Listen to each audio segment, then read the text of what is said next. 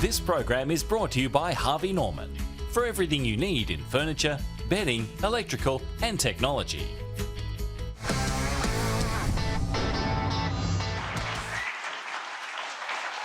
Welcome back into Launceston. We're having a great time. Ariarne Titmus is, of course, a multiple Australian, a multiple Olympic gold medal winner. She did such incredible things in Tokyo. We remember that as the panacea to what it was like to be locked up at home, to see how well she did and how excited her coach was. Of course, she went on to even greater success in Paris. That in part is because of the commitment that Harvey Norman have had to her. They've saw her coming for a very long time. She's a very proud Australian, a very proud Tasmanian. It was an honour to have a chat to her a bit earlier.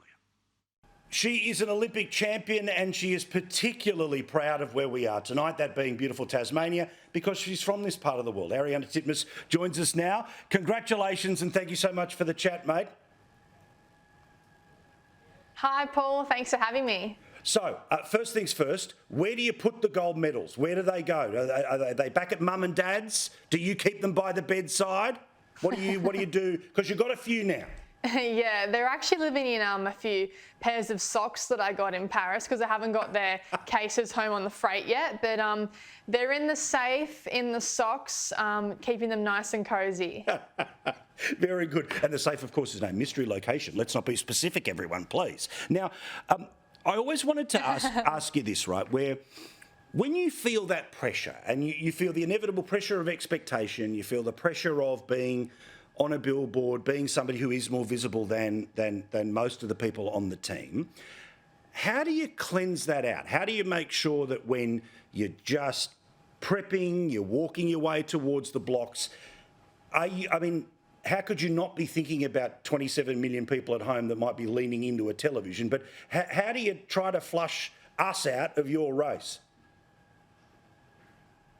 Yeah, it actually is really challenging. I definitely felt it these games more than ever. I actually, for the first time in my career, worried what would happen if I was to lose, which is something I've never felt before. But I think I'm pretty hard on myself as well. I have really high expectations for my performances and I expect highly of myself, as does my coach. And so I think I really try to think about that, and that kind of like blurs out the rest of the pressure.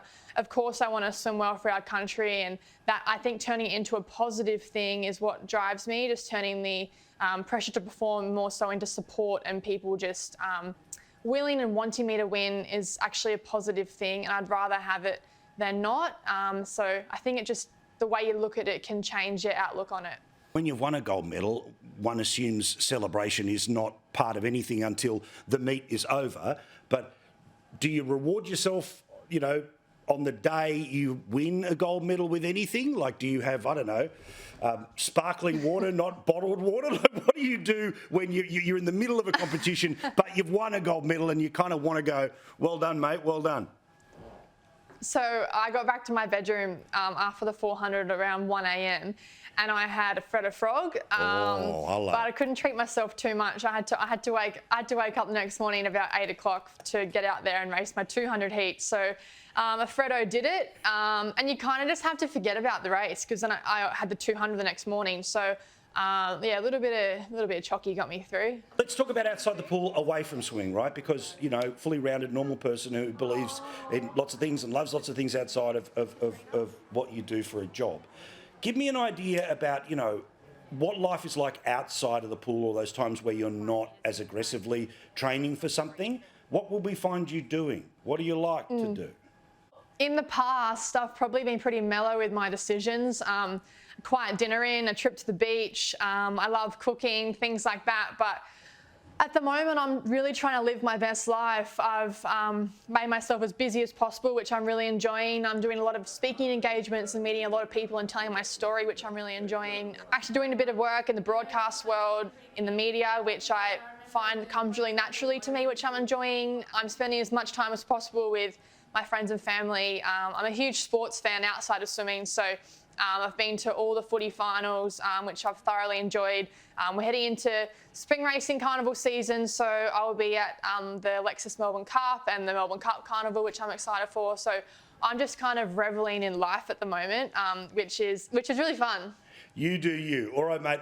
A final message for everyone here in Tassie. What do you want to say to people about why Tassie means what it does to you?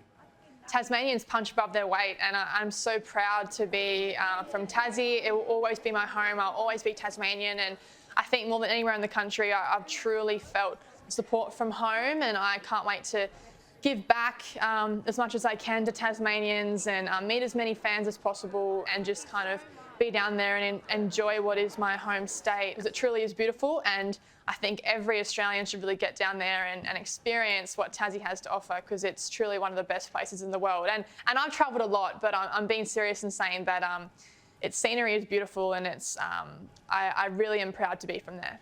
I agree with you 100 times over. Thank you so much for the chat. It's an honour to be able to talk to you. And of course, it's all thanks to the support of our dear friends at Harvey Norman, who've backed you in very hard for a very long time. They will for the rest of your career, and I would imagine beyond. Congratulations, mate. You give such pleasure to those of us on the other side of the world when you're taking on the world. So congratulations. Enjoy the break and whatever you want to do after that.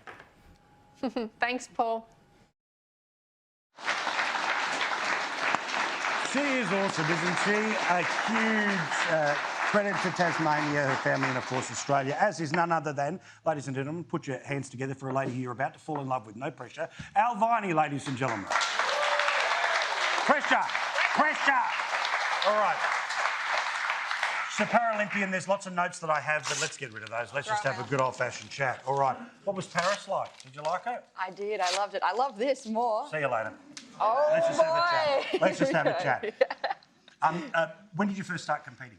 Oh, I came into the world of parasport about 6 years ago, a little bit under that. And yeah, within 3 months, I was actually thrown into the world of the national team. So competition came at me hard and fast, and it hasn't slowed down since then.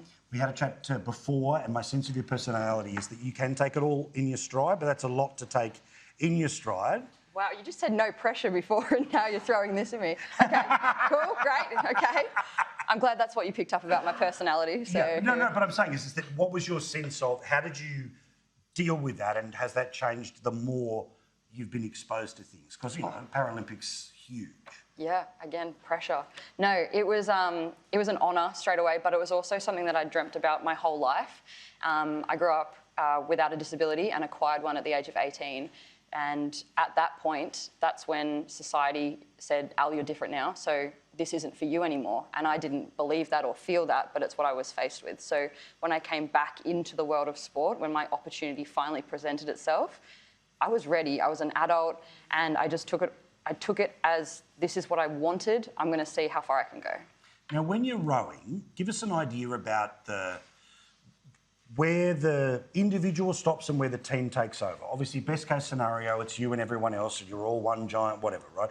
But when you're trying to get into that zone, are there processes, are there songs, are there superstitions? Wow.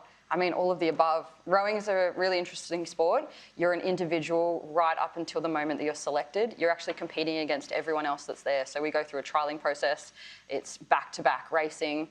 And until your name is actually called out, you don't know that you're actually in the team and when you become a team. But that constant change, having to make everything work until you're selected, like, it is individual, but at the same time, you have to be the best team player possible, because if you miss out on being that team player even once, that could be your opportunity gone. Yeah. So, yeah, rowers are incredible. They're very hardworking individuals, but they're also the best teammates that you could potentially come across. So what's special about this area to you, and either your ability to train, can you train, have that sporting career here? Do you have to sort of live a life here, but then up to the performance centre here and this, that and the other? What role does Tassie play in your athletic life? At the moment, what Tassie plays is it's been the place that I've come home to. On the back of any campaign, there's a lot of feelings and experiences that an athlete has gone through. And when I landed back from Paris, one of the first places I wanted to come was home. It's where my family is, it's where I grew up, it's familiar, and it feels safe. And when you have put everything out there in front of the whole world, and whether you've reached medal potential, you've reached your potential, you need that safety net, and to come home and feel safe, supported, and also celebrated as well. Because as an athlete, we are so tough on ourselves, and sometimes you just need people to say, wow, like, what you're doing is amazing, and what you're doing for the community is amazing, and you kind of lose sight of that sometimes when you are competing.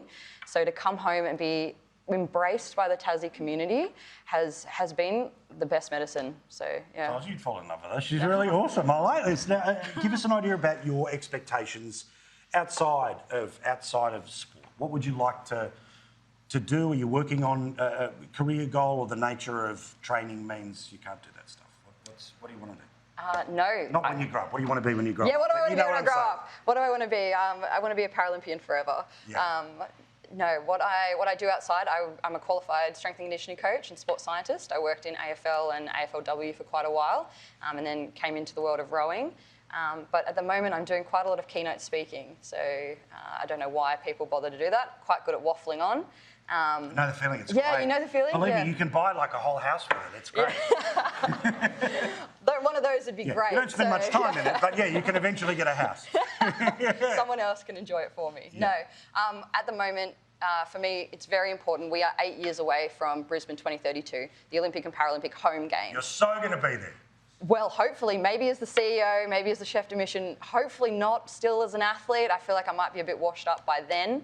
But in the process, there is 8 years to have conversations and to let Tasmanians know that we are capable of performing at the highest level. But also, there are so many jobs that are a part of getting athletes to the world stage. And so it's, for me, I spent 8 years wondering where I fit in. And now I have 8 years to help have the conversation to let the whole community know that this is the most amazing thing, whether you want to be the athlete, whether you want to be the doctor, the sports scientist, the commentator. The world's your oyster. Mate, if I can do it, anyone can. Well, Okay. so good to meet you. Congratulations. Thank Congratulations. You're a star. Stay there because I've got to go help pay for all of this. Thanks to the very good people of Harvey Norman. All right.